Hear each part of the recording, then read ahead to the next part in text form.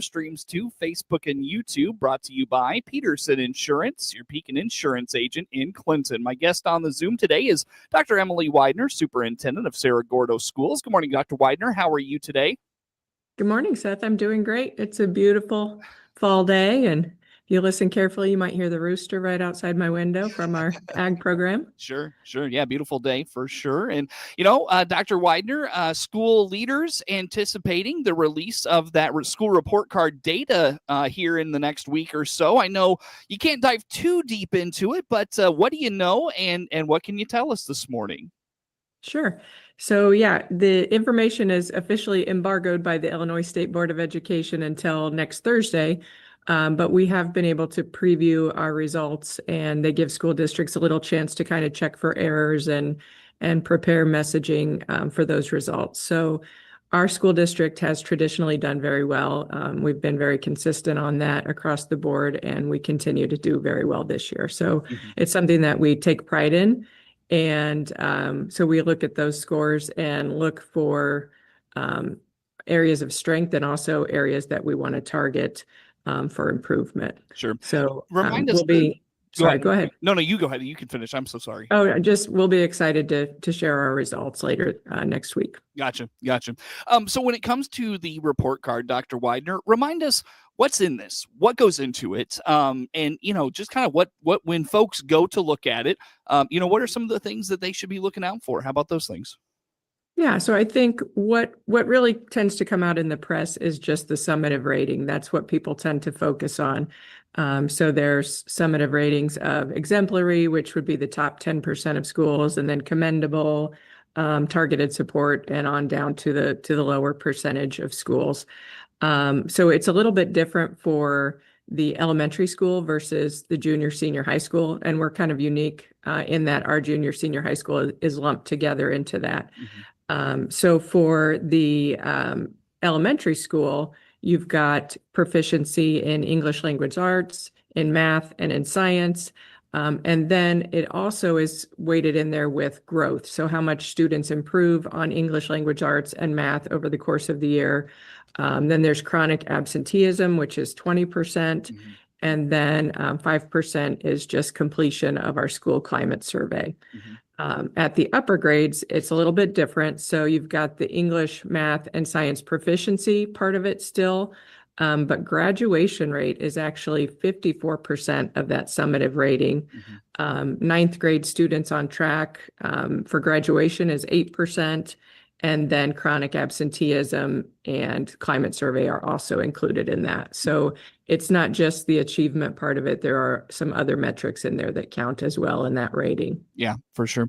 And I wonder, Dr. Weidner, how you've been in Cerro Gordo for a few years now. How much of a challenge is it when you've got such a small sample size, for the larger components of the school report card, even just a little bit of a blip can really have an impact on your report card. How about the challenge of that? Yeah, that's a great question. We are a small district, so when you're looking at percentages, just a couple of kids can make a big difference in how they perform and what our percentages look like. But I think being a small school is advantageous for us too. We have small class sizes. And when our teachers are looking at student data, they know the kids very well. They're able to track data over years and really target what each individual student needs. So I think that's something that we do really well here in knowing our students and knowing what they need and being proactive in addressing that. Yeah, for sure. Yeah, you almost have to be, right? I mean, you can't you just can't let that small percentage of that small number impact your report card like that. Sure. Absolutely. What were some of the things in last year's report card that you addressed and hope to see improvement on in this year's report card? Specifically at the junior high school, we're always looking at that graduation rate because that's such a big metric. So we did make growth there, and I'm proud of that. We've also been targeting chronic absenteeism at both schools the whole time I've been here. And you'll probably hear that most districts are targeting that and struggling with that metric a little bit too. But it's something that we've been trying to highlight to parents and stress the importance of students being in school. We've also been highlighting perfect attendance and trying to celebrate the things that are going well, because really, for the most part, our students and families do a great job of getting students to school. They can't control if kids get sick. Once in a while, there's a trip that happens during the year and things like that. So we do want to be understanding of that, but it is important to us because this is kind of how we're graded as a school district. So we take it seriously. And we have seen improvement in our absenteeism. I think there's two key pieces to that that have really been helpful. One is the impact program. That's the student liaison that we got from the Regional Office of Education starting last year. And she works with students who are, having trouble with attendance, getting their homework done, getting things completed and turned in, just a variety of issues. So that is Jessie Gordon. She's made a huge impact on our school district. And then also we have partnered with the truancy officer at the ROE. Our truancy officer is Chad Ramey. And he does a really good job of helping us get students to school and working with families. Truancy sounds like a negative thing, and it is, but a lot of times families are really trying to get their kids to school. And so we try to get to the bottom of the reason why a student may not want to attend. Social reasons, anxiety, whatever it might be, try to work with those families and get the students here. And Chad Ramey has been very helpful with us, with that for us. Was that truancy piece, that attendance piece, was that a big concern not that long ago for you all? I know many districts did struggle with that, and of what was kind of pointed out to me was the mentality of COVID. It was like school was almost optional during that time for a lot of people. How about just that piece there, Dr. Weidner, and the improvement you've seen? Yeah, I do think that is true, that it was a big struggle after COVID, and also, putting it into the school report card like that and making it part of our designation tends to make districts focus on it as well. But yeah, with COVID, with some of the remote learning and things like that were happening at that time, and it just seemed to impact not only attendance, but also students and families opting for homeschool instead of coming back to public school. Sure. Dr. Emily Weidner is the superintendent of Cerro Gordo Schools, our guest on the Zoom today. So that report card comes out, you said next week, is that right? The 30th at 9 a.m. Okay, yeah. So when it comes out, Dr. Weidner, are you doing any messaging with your parents in the community to speak to what you're taking note of, and the things that year over year you improved on? Do you do much in the way of messaging on the report card with your families? Yeah, usually I send out a message kind of simultaneously with that information coming out. We talk about it at our November board meeting each year and just highlight what's going well, and then look at areas that we're targeting, and try to have some messaging too about just helping families understand it, because it is a little bit complicated how they kind of assess everything. Mm-hmm. And then I think a big part of the messaging that's important to me also is that these standardized tests are a snapshot in time, and they show proficiency in a select number of subjects. So they don't show all the other things that we do at school, and all the other amazing skills and talents that our kids have. So we, obviously we have students who excel at art, at music, in drama, in athletics, foreign language. We've got kids who can fix cars and weld and things like that. So these tests are important to us, but they're only a small piece of the puzzle. Mm-hmm. And I think the assessments that we do on a regular basis with our kids throughout the school year are really just as valuable, if not more so, to really guide what we're doing here. This is just kind of the public piece of it. Yeah. There's more to the story than meets the eye. And do you find, I get that, having talked with you and your peers for many years about this, I understand that. Do you find the community who may not be as closely tied to the education system and how things work, do you find there's a misconception of like, oh my gosh, we didn't meet our test scores, what's going on? Do you find that, or do you get people that just, they get it, like they understand it? I think there's a good understanding of it here, and I think we generally have, compared favorably in our area. Our students have always performed well, so I think there's a good understanding of it in our district, and we definitely want to try to help communicate that as well. Sure, very good. Anything else on report card that we didn't touch on? No, I just think, I'm proud of the work that we do here. I've told you before, we're a small district, but we offer a lot. We've increased our AP classes this year by 2. We've got 3 additional college and career pathway endorsements. We offer French and Spanish, which is unique for any school, let alone a small one. And we do offer reading and math intervention at our elementary school, which is also pretty rare. So it's important to us to make sure that our kids have a full experience, and it's something that we're really proud of. Very good. Well, again, where do folks find that report card when it comes out next week, Dr. Weidner? That will be on the Illinois Interactive Report Card, and it will have not only the summative ratings, but it'll also have a lot of other information for families. Very good. Well, that's Dr. Emily Weidner, Superintendent of Cerro Gordo Schools, my guest on the Zoom. Let's take a time out, come back with some more with Dr. Weidner on the morning show. WHOW. This is Seth Lawrence, News and Program Director for WHOW and WEZC. We take pride in being Clinton and Central Illinois' local radio stations each and every day, 7 days a week. What does local news mean? Here's a sample. There are several sites in town you could drive around that may have some potential. So we're just trying to narrow down. Obviously, they just copied that decommissioning plant from one in Muhammad. And I'm assuming it's the same size, the one in Muhammad is coming up with the same figures.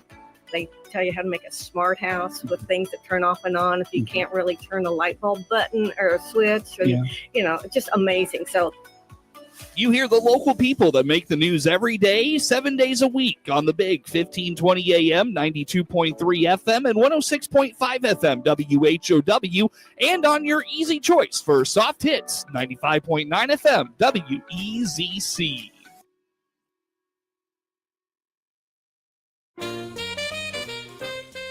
Noah Atkinson here. As owner of Lincoln Printers and Sign Designs in Lincoln, I know small business is important to our communities. That's why I'm pleased to be the exclusive sponsor of the WHOW WEZC Lincoln Printers Business of the Month. Quality Glass and Trim at 220 Northeast Street in Clinton is another longtime Clinton business. They offer glass sales and service, specializing in commercial, home, and auto. Quality Glass and Trim also does storm windows, glass furniture tops, and headliners. They'll receive a $200 gift certificate good at Lincoln Printers and Sign Designs for being our WHOW WEZC Lincoln Printers Business of the Month. Nominate a business you'd like featured by emailing us at WHOW@randyradio.com. Congratulations to this local business for all they do for the community. And don't forget, for envelopes, wedding invitations, signs, banner wraps, and more, go to LincolnPrintersInc.com.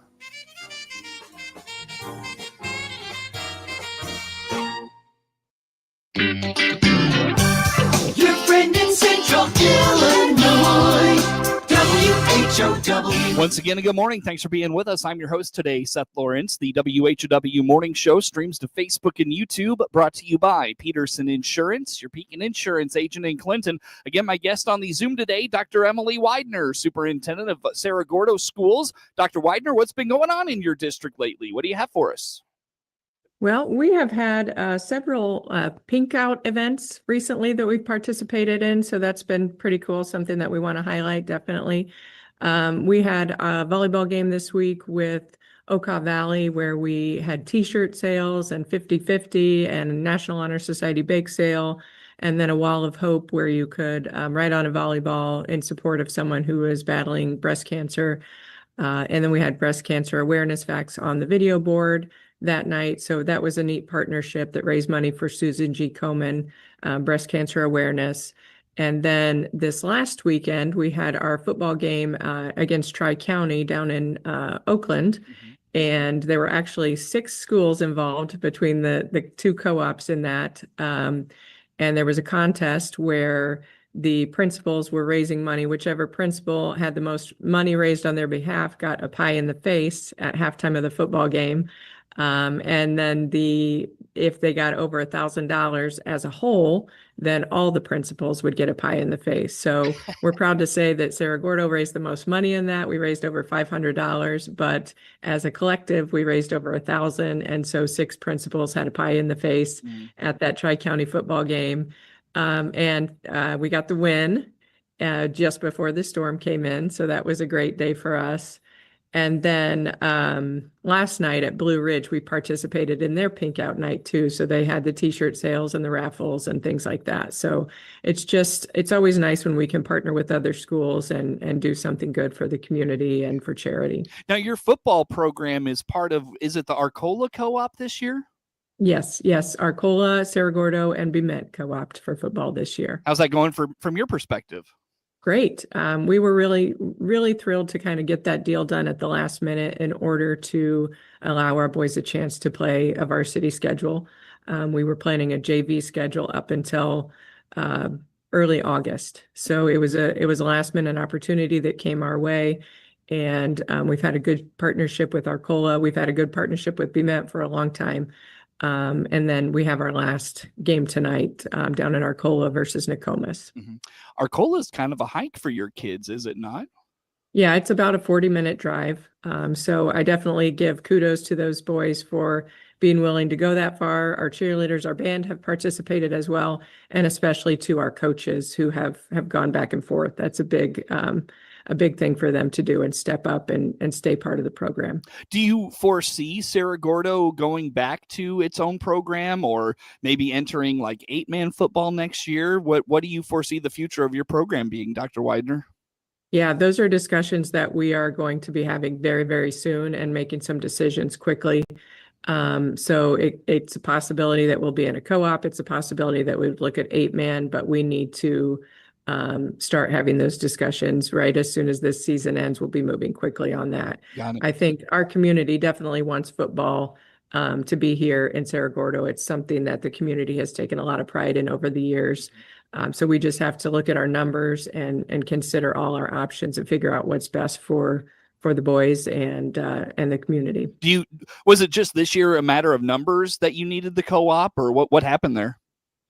Yeah, we knew that we were graduating a lot of seniors and it was going to be close, and we really hoped that we would have enough. But as we got into the summer, those numbers were looking smaller and smaller, and it just kind of became a reality that we weren't going to be able to field a varsity team due to our numbers of upperclassmen. And, we've got a lot of female athletes, but really our enrollment numbers for boys are just smaller. So we were looking at a JV season, and then Arcola kind of found themselves in the same situation as us in late July, early August. So it really was a last second opportunity that came up to help each other out. As you go through those discussions, are you keeping tabs on what Bement is potentially doing? Are you keeping tabs on where Arcola is? Because obviously you don't want to leave those places hanging high and dry. But again, you got to do what's best for you. What do those discussions look like?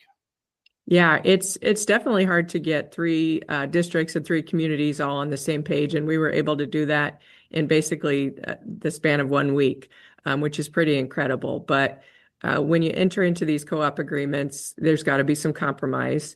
And, you enter into them because you need each other. So we definitely communicate with Arcola and Bement and talk about, how our decisions can impact the conference as well. So those are all a part of that decision-making process. And we've had a great relationship with Arcola and Bement. These things are not easy for school districts, and they're not easy for communities. We didn't have any home games this year, which is a big deal, and something that was hard for our community and our students. But we did have the opportunity to play a varsity season that we wouldn't have had otherwise. Yeah, for sure. That's the main thing. Very good. Dr. Weidner, I apologize. I took up a little more time on that than I anticipated. What else has been going on for the district lately? Something that I wanted to highlight is the district's participation in the regional reunification team. Yesterday we went, sorry, I've got an announcement. Oh, we can't even hear it, so you're fine. Okay. We have been participating in the regional Office of Education reunification team for the last 4 years. I've only been here for 3. It started before I got here, but it's basically a group of administrators and first responders from Macon and Piatt counties who get together throughout the year to plan kind of a common practice for emergency reunification. So yesterday we took a team of 7 to that meeting in Monticello to just talk through what our response would be, what our plan would be, how districts can support each other if something happens, and just making sure that the schools are always in communication with the first responders and the police and using standard practices in those situations. So How it's often part are of you what we meeting do. with those folks? Probably 3 times a semester. Our next meeting will be in December. And generally we send myself and Mr. Willard, our high school principal, but this year we've got a team of 7 that we're sending to these meetings, just so there are a variety of people available to send in any given situation. Sure. Very good. Well, Dr. Weidner, about a minute left with you. Anything we didn't get to today you want to put out there for us? The last thing I'll highlight is we just received another grant from ADM. They have been an amazing partner for our school district.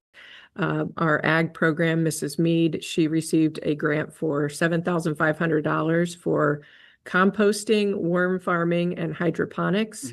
So we are excited to be able to expand our ag program. They've helped us with our chicken coop and embryology units for the elementary students, our greenhouse, raised garden beds, and it's just really a fantastic support for our ag program here. So we're grateful for that partnership. For sure. Yeah, your ag program's very strong over there in Cerro Gordo. Very good. Dr. Weidner, where do folks go to learn about all things Cerro Gordo schools? Our website is www.cgbroncos.org, and we are on Facebook at Cerro Gordo School District number 100. Very good. Dr. Weidner, it's always good to talk with you. Thanks for making time for us. We'll see you next month. Thank you very much. Dr. Emily Weidner, Superintendent of Cerro Gordo Schools, my guest on the Zoom. Network News comes your way now on The Morning Show.